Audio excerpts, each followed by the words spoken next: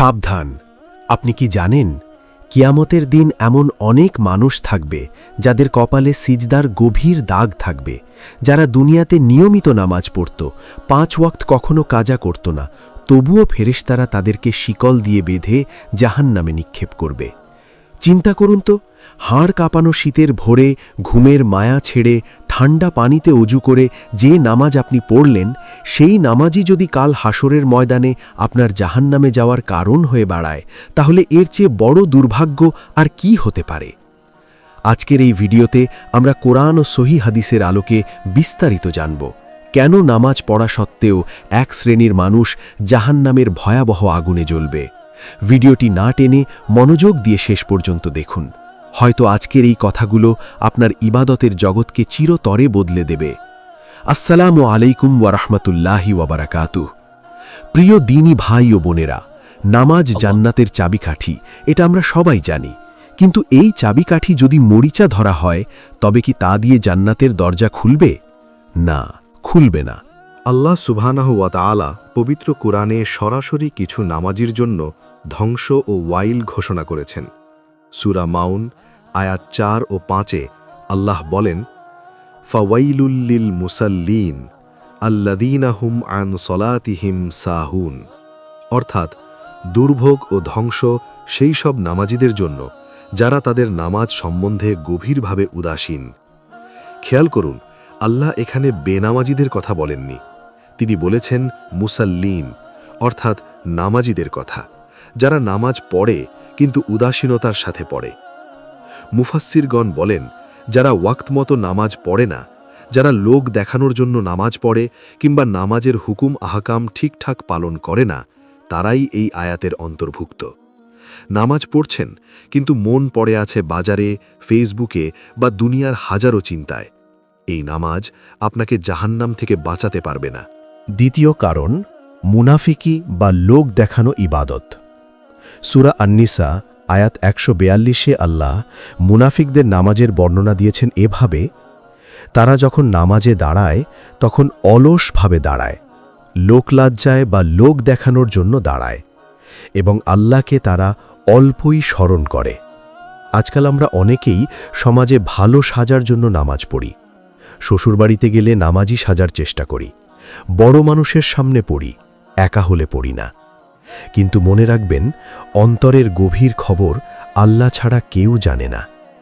সহিহ বুখারীর হাদিসে এসেছে, কিয়ামতের দিন সর্বপ্রথম এমন কিছু আলেম ও শহীদকে জাহান্নামে ফেলা হবে যারা দুনিয়াতে সুখ্যাতি ও মানুষের প্রশংসা পাওয়ার জন্য ইবাদত করেছিল। তাদের নামাজ, তাদের তেলাওয়াত কিছুই আল্লাহর কাছে কবুল হয়নি, কারণ সেখানে ইখলাস বা একনিষ্ঠতার বিন্দুমাত্র ছিল না। তৃতীয় ও সবচেয়ে ভয়ের কারণটি এখন বলবো, খুব মনোযোগ দিয়ে শুনুন। আপনার নামাজ ঠিক আছে, রোজা ঠিক আছে, যাকাতও দেন, কিন্তু আপনি মানুষের হক নষ্ট করেছেন।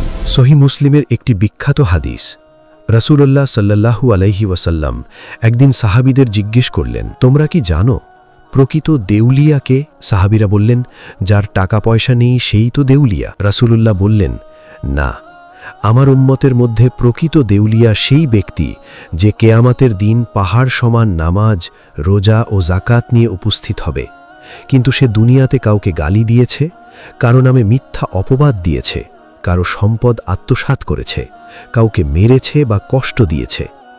তখন পাওনাদাররা একে একে এসে তার নেক আমলগুলো নিয়ে যাবে। যখন নেক আমল সম্পূর্ণ শেষ হয়ে যাবে, তখন পাওনাদারদের পাপের বোঝা ওই নামাজি ব্যক্তির ঘাড়ে চাপিয়ে দেওয়া হবে এবং শেষে তাকে জাহান্নামে নিক্ষেপ করা হবে। প্রিয় ভাই ও বোন, আপনি তাহাজ্জুদ পড়েন কিন্তু আপনার কথায় প্রতিবেশী কষ্ট পায়। আপনি নামাজ পড়েন কিন্তু বোনকে সম্পত্তির ন্যায্য ভাগ দেন না। আপনি নামাজ পড়েন কিন্তু অধীনস্থ কর্মচারীর কষ্টার্জিত বেতন মেরে দেন। লিখে রাখুন, আপনার এই নামাজ আপনাকে জাহান্নামের আগুন থেকে রক্ষা করতে পারবে না। এটাকেই বলা হয় হুকুকুল ইবাদ, বান্দার হক নষ্ট করা। চতুর্থ কারণ, নামাজ চুরি করা। আপনি হয়তো ভাবছেন, নামাজ আবার কিভাবে চুরি করে? মুসনাদে আহমদের একটি হাদিসে রসূল সাল্লাল্লাহু আলাইহি ওয়াসাল্লাম বলেছেন, সবচেয়ে নিকৃষ্ট চোর হল সেই ব্যক্তি যে তার নামাজে চুরি করে। সাহাবীরা জিজ্ঞেস করলেন, হে আল্লাহর রাসূল, নামাজে কিভাবে চুরি করে? তিনি বললেন, যে রুকু ও সিজদা পূর্ণভাবে আদায় করে না। মুরগি যেভাবে ঠোকর দেয়, আমরা অনেকেই ঠিক সেভাবে রুকু সিজদা করি। পিঠ সোজা করি না, রুকু থেকে সম্পূর্ণ না দাঁড়িয়েই সিজদায় চলে যাই। তাড়াহুড়ো করে নামাজ শেষ করি। এই মার্কা নামাজ আল্লাহর দরবারে কবুল হয় না, বরং পুরনো ময়লা কাপড়ের মতো দলা পাকিয়ে সেই নামাজির মুখের ওপর ছুঁড়ে মারা হবে। পঞ্চম কারণ, ঈমানে ভেজাল থাকা। সূরা আন-নিসা আয়াত ৪৮-এ আল্লাহ স্পষ্টভাবে বলেছেন, তিনি শিরকের গুনাহ কখনোই মাফ করবেন না। আপনি ৫ ওয়াক্ত নামাজ পড়ছেন, আবার মাজারে গিয়ে সন্তান চাইছেন, গণকের কাছে হাত দেখাচ্ছেন, কিংবা তাবিজ কবচে বিশ্বাস রাখছেন। এটা শিরক। শিরক মিশ্রিত ঈমান নিয়ে নামাজ পড়লে সেই নামাজ ভস্ম হয়ে যায়। একইভাবে বিদাতের বিষয়টিও মারাত্মক। রসূল সাল্লাল্লাহু আলাইহি ওয়াসাল্লাম যেভাবে নামাজ পড়েছেন, সেভাবে না পড়ে নিজের মন গড়া তরিকায় নামাজ আদায় করলে তা জাহান্নামে যাবার কারণ হবে। নবীজি সাল্লাল্লাহু আলাইহি ওয়াসাল্লাম বলেছেন, প্রত্যেক বিদাতি ভ্রষ্টতা, আর প্রত্যেক ভ্রষ্টতার পরিণাম জাহান্নাম। ষষ্ঠ ও শেষ কারণ, হারাম উপার্জন। সহি মুসলিমের হাদিসে এসেছে, এক ব্যক্তি দীর্ঘ সফর করে ধূলিমলিন ক্লান্ত শরীরে আকাশের দিকে হাত তুলে কাঁদতে কাঁদতে দোয়া করছে, হে রব, হে রব। কিন্তু তার খাবার হারাম, তার পানীয় হারাম, তার পোশাক হারাম। নবীজি সাল্লাল্লাহু আলাইহি ওয়াসাল্লাম প্রশ্ন করলেন, তার দোয়া কিভাবে কবুল হবে?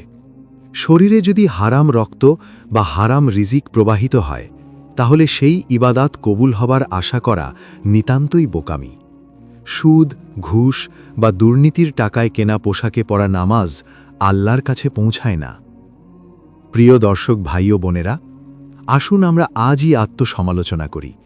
শুধু রুকু সিজদার নাম নামাজ নয়, নামাজ মানে সম্পূর্ণ জীবন পরিবর্তন, চরিত্র পরিশুদ্ধি। আল্লাহ নিজেই বলেছেন, নিশ্চয়ই নামাজ অশ্লীল ও খারাপ কাজ থেকে বিরত রাখে। সূরা আনকাবুত আয়াত ৪৫। যদি আপনার নামাজ আপনাকে খারাপ কাজ থেকে না ফেরায়, আপনার চরিত্রে কোনো পরিবর্তন না আনে, তবে বুঝতে হবে আপনার নামাজে গভীর ত্রুটি আছে। আসুন আমরা লোক দেখানো নামাজ চিরতরে ছেড়ে দিই। খুশু খুজুরের সাথে সহি তরিকায় একনিষ্ঠভাবে নামাজ আদায় করি। বাঁধার হক আদায়ে সদা সতর্ক থাকি। হালাল উপার্জনে জীবন পরিচালনা করি। আল্লাহ আমাদের সবাইকে খাঁটি নামাজি হিসাবে কবুল করুন। আমাদের নামাজকে জান্নাতের প্রকৃত চাবিকাঠি বানিয়ে দিন। আমিন। এই ভিডিওর স্ক্রিপ্টটি কৃত্রিম বুদ্ধিমত্তা দিয়ে তৈরি করানো হয়েছে। কোরআন ও হাদিসের রেফারেন্সগুলো মূল উৎস থেকে যাচাই করে নেওয়ার অনুরোধ করা হচ্ছে।